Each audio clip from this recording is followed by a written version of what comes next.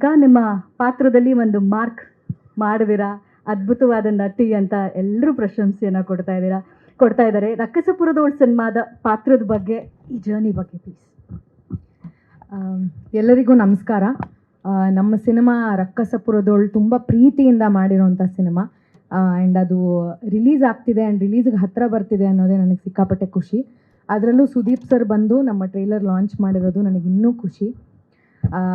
Ravi Varma sir stunt action director ಆಗಿ ತುಂಬ ಹೆಸರುಗಳು ಮಾಡಿದ್ದಾರೆ ಆ್ಯಂಡ್ ಅವರು ಮೊದಲನೇ ಪ್ರೊಡಕ್ಷನಲ್ಲಿ ಆ್ಯಕ್ಷನ್ ಅಲ್ಲದೆ ಒಳ್ಳೆ ಕಥೆನೂ ಎಷ್ಟು ಚೆನ್ನಾಗಿ ಮಾಡ್ಬೋದು ಅನ್ನೋದು ಅವ್ರಿಗೆ ಗೊತ್ತು.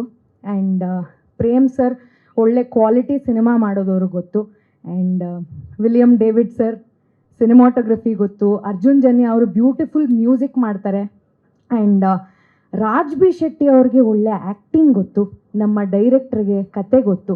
ಇವರೆಲ್ಲ ಸೇರಿ ನನ್ನನ್ನು ಈ ಸಿನಿಮಾದಲ್ಲಿ ಒಂದು ಒಳ್ಳೆ ಪಾತ್ರಕ್ಕೆ ಕಾಸ್ಟ್ ಮಾಡಿದ್ದಾರೆ ಅಂದರೆ ನನಗೆ ಗೊತ್ತಿಲ್ಲದೆ ಇರೋದೇನೋ ಇವ್ರಿಗೆಲ್ಲ ಗೊತ್ತು ಅಂತ ನನಗೆ ಗೊತ್ತಾಯಿತು.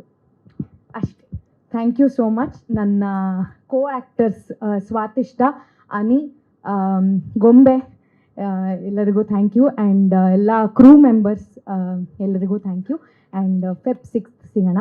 ಅನುಪಮಾ ಮ್ಯಾಮ್, ನೀವು ನನಗೆ ತುಂಬ ಇಷ್ಟ. ನೀವು ತುಂಬ ಮುದ್ದಾಗಿ ಮಾತಾಡ್ತೀರಾ. ನಿಮಗೂ ಒಳ್ಳೆಯದಾಗಲಿ.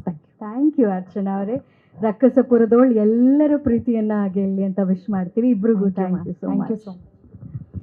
ಇನ್ನು ಈ ಸಿನಿಮಾ ಬಹಳ ಸ್ಪೆಷಲ್ ಅನ್ಸೋದಕ್ಕೆ ಹಲವಾರು ಕಾರಣಗಳಿದ್ರು ಕೂಡ ಅದರಲ್ಲಿ ಮೊದಲನೇದಾಗಿ